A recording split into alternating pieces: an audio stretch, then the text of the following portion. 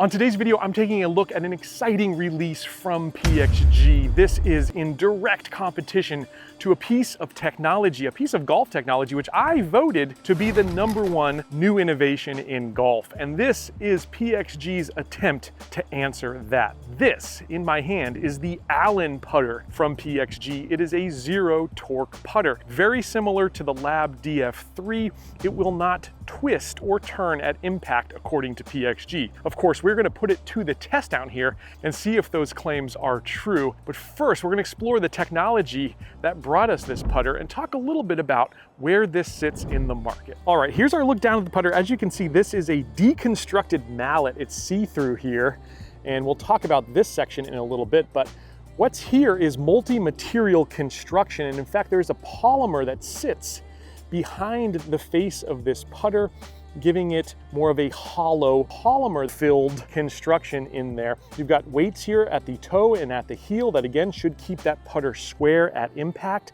I like this nice alignment line up top, and you've got some beautiful milling that runs in that same horizontal direction. If we look at the face of this thing, it is special.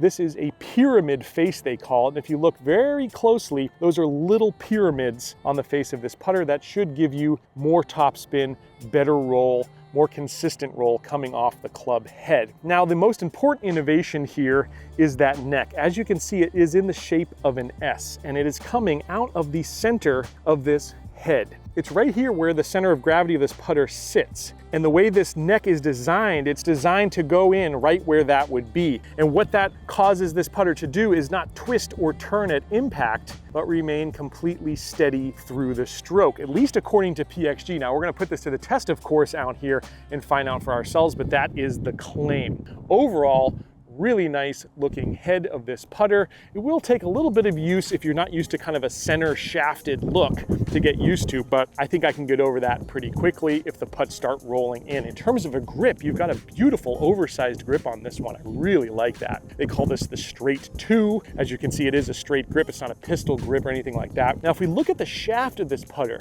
hopefully you can see on camera that is actually coming at an angle similar to the DF3, where the pistol grip is kind of catty-cornered to the shaft. It's coming out towards your front foot or the left side of your body if you're righty like me. That is basically going to get your hands ahead of the ball, again, to do what the pros do and add some nice overspin to the putts. Really, really important and an interesting design feature. Now, this shaft as well, as you can see, is a multi-material construction. This is an upgraded shaft. PXG calls this an M16. You've got steel at the bottom, but you've got a carbon up here that is really rigid, really stiff. And that's what you want with a putter. You don't want any bend in the shaft. That's what this multi-material construction on the shaft allows for as well. One other cool design feature of this putter is the head cover itself, which is beautiful. And I do like the PXG logo there, but the cool part is this. It's called Quick Stick Cart Magnet. And literally, if you were in a golf cart, you could just leave this on the cart hanging. That way you don't have to throw it on the ground and get it all messed up. Pretty cool little design feature. Nice velour feel inside, very soft. A good way to store your putter. They've thought of all the little details here. You're paying a premium, but you're getting a premium product. Great looking design, I think. It's a lot more normal looking than the Lab putters, that's for sure.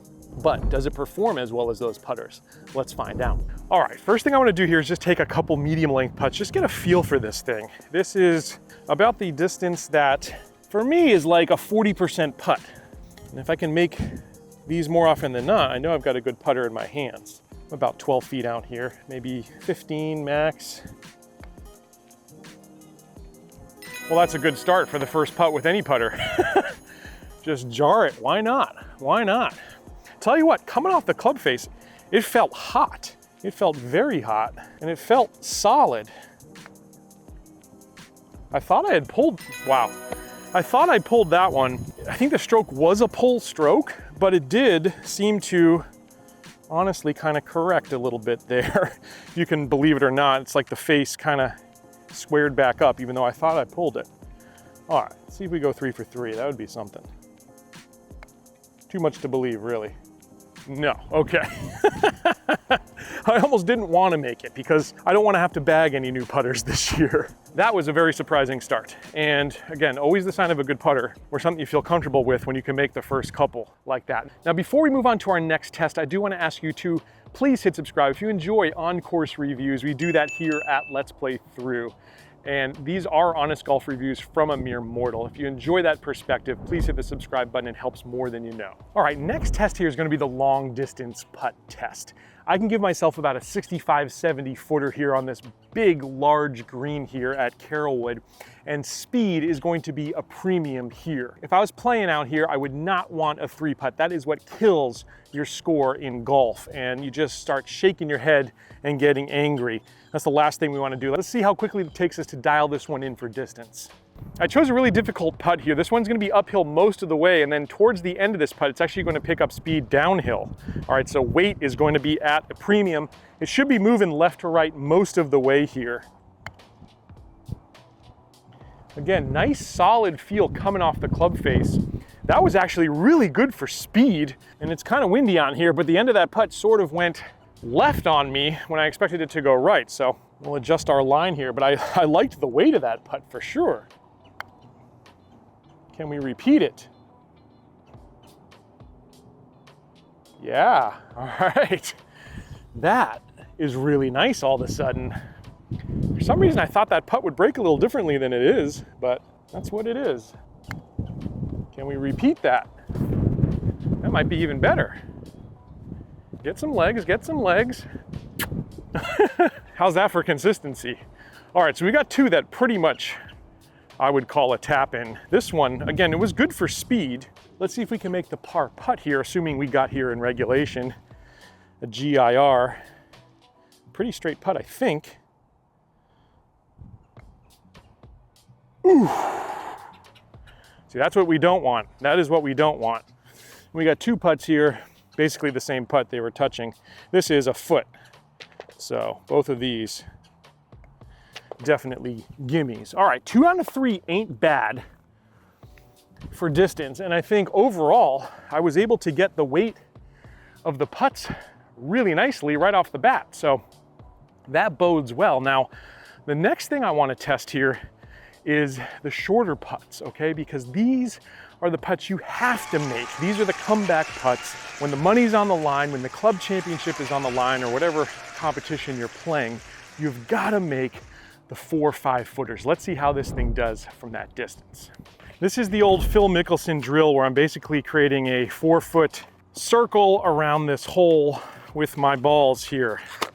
We'll take 9 putts and we'll see how this plays out. Anywhere from 4 to 5 footers. This is a great drill if you want to work on your putting.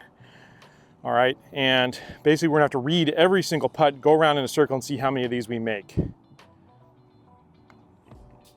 First one's good. That's a good start. I do like that big long alignment line here on this putter. It makes it easier visually for me to align these putts. That one I felt like I hit it a little off the heel, but guess what? Didn't seem to lose any speed, and the direction was still good as well. Woo! That one I think I made too much of an adjustment. I hit it a little bit off the toe there. Still, I got that speed and it still worked. Now those were a little shorter putts. These are gonna be a little bit longer now. I'd call this one about 4 feet. And that was solid. Getting nice topspin on this ball. The forward press is working here with the shaft. This one should break just a little right to left, I think. It did, and more than I thought even. That one, I did kind of feel that I pulled it a little bit, and I did see that face close just a touch, okay? So it's not complete magic. You still need to put a good stroke on it. This one's a little longer still. This is about a 4.5, 5 footer now. Better stroke, but that broke off a little bit more than I expected. So maybe just more of a misread. I thought I put that online. Let me give it a little bit more break here. Oh, woo! All of a sudden, but it's hard to say. I think honestly, I probably missed the read there. I thought I put them online where I wanted those putts. Maybe needed to hit them just a little firmer. I'm gonna hit this one just a bit firmer as well. There we go. Whew. It snuck in the side door. And let's see if we can get 6 out of 9 here. We do.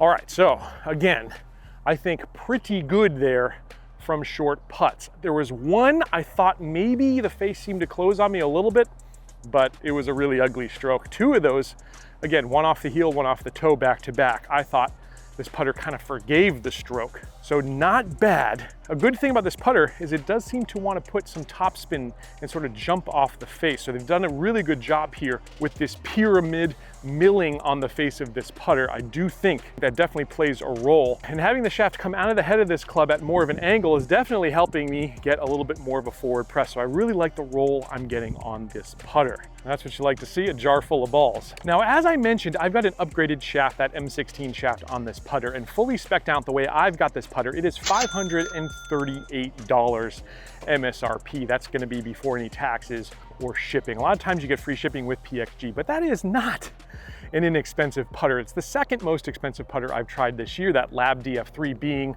about $100 more. Now, for me personally, when it comes to putting and putting technology, I am willing to pay for it when I see it. But if we do, I'm in the camp of really thinking that it's okay to spend that kind of money. If you think about spending $600, $650 on a brand new driver, something you're gonna hit 14 times in a round maximum, unless you're going driver off the deck. A putter, you're probably gonna use more like 30 times or 25 times if you're putting really well, but you're gonna use it considerably more than you're gonna use that driver. And so I'm okay with spending the money on something that's going to help me score and something I'm going to use often out on the course, and you don't use any club more than you use a putter. Now let me show you another cool feature of this. Let's say you're playing with some generous partners out there.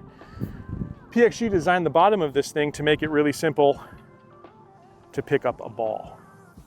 That's a really nice feature. It's in there pretty solid too. You wouldn't think it, looking at this design, that it could do that. Kudos to the designers for building that one in. And I can hear you wondering already, what about the DF3? Does this new PXG Allen compete with the Lab putter? Well, of course, I've got the Lab DF3 in the bag here as well today. I'm about to shoot this video. So make sure you're subscribed, because it's going to be a lot of fun to find out which one of these is worth the cash. Hope you enjoyed this one, and I'll catch you back here next time on another edition of Let's Play Through.